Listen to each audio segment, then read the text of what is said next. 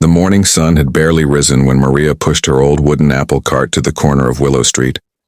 She had been doing this for months, waking up before dawn, preparing apples from the small backyard tree she cared for like treasure, and praying she sold enough to feed her 8-year-old son Leo. Life had never been easy for her. After her husband passed away, she worked multiple jobs, cleaning houses, washing dishes, and selling apples. And yet, no matter how hard she tried, it always felt like the world kept throwing new challenges her way.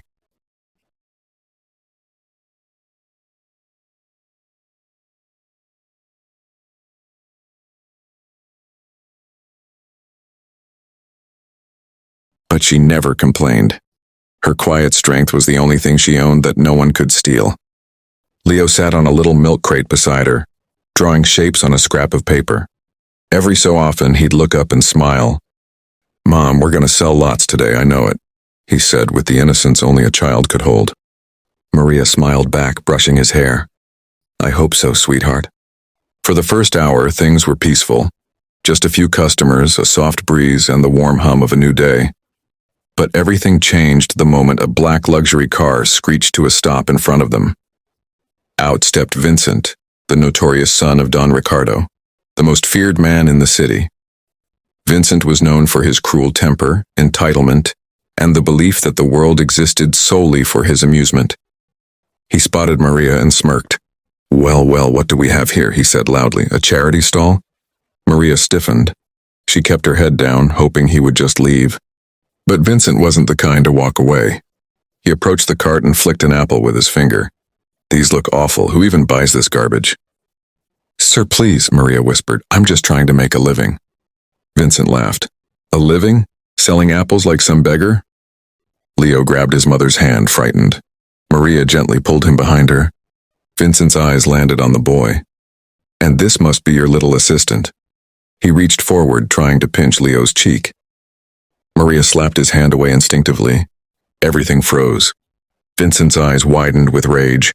"You hit me? You dare touch me?" Before she could explain, he shoved the cart violently. Apples scattered across the pavement, rolling down the sidewalk. Maria gasped, dropping to her knees to collect them. Leo began to cry. Vincent towered over them. "Maybe I should teach you a lesson," he growled. "Nobody disrespects me." People watched from a distance but said nothing. No one wanted trouble with the Don's son. Just when Vincent raised his foot to stomp the remaining apples, a deep rumble echoed down the street. Engines. Loud, powerful, unmistakable. Everyone turned. A convoy of Hell's Angels bikers rode in, their leather jackets gleaming, their expressions cold and focused. They pulled up right in front of Maria's fallen cart, engines silencing one by one. The street went silent as the Hell's Angels bikers stepped off their motorcycles.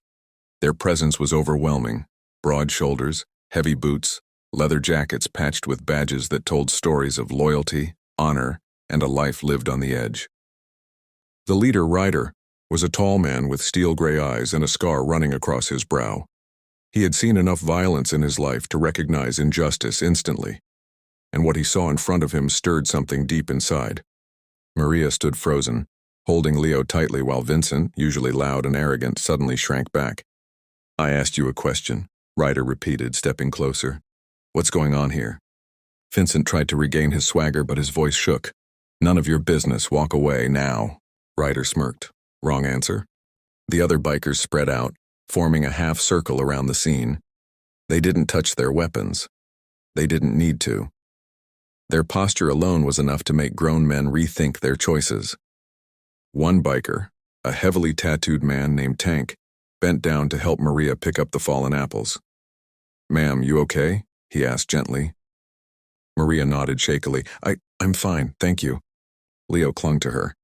"Mom, are these the good guys?" Tank winked at him. "The best kind, kid." Vincent swallowed hard when several bystanders turned their phones toward him, recording everything. This was a disaster. His father's reputation meant power, but it also meant he couldn't look weak, or worse, caught bullying a single mom. "You bikers think you scare me?" Vincent snapped, though his voice cracked. "I'm Don Ricardo's son." Ryder's expression didn't change. "Don Ricardo's son? Good, then you should know better." He stepped forward until he was inches away from Vincent. You threatened a woman, Ryder growled. You scared her kid. You destroyed her property. And now you're going to make it right. Vincent tried stepping back, but two bikers were behind him. I didn't mean anything, he stuttered. Ryder leaned close. Apologize now. Vincent clenched his jaw. No. Ryder didn't move. Instead, he simply crossed his arms. Boys? Immediately, the other bikers revved their engines, an explosive roar that shook the street. People covered their ears. Leo jumped, then smiled when Tank gave him a thumbs up. Vincent flinched so hard he nearly fell over. Okay, he shouted over the noise. Fine, I'm sorry, okay? The engines stopped. Silence returned. Maria looked shocked. She had never seen anyone stand up for her like that. Ryder pointed at the overturned cart. Fix it. What? Vincent blinked. Tank stepped forward. You heard the man. Pick up the apples.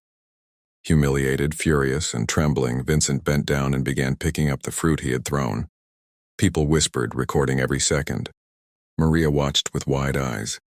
Ryder walked to her and spoke softly.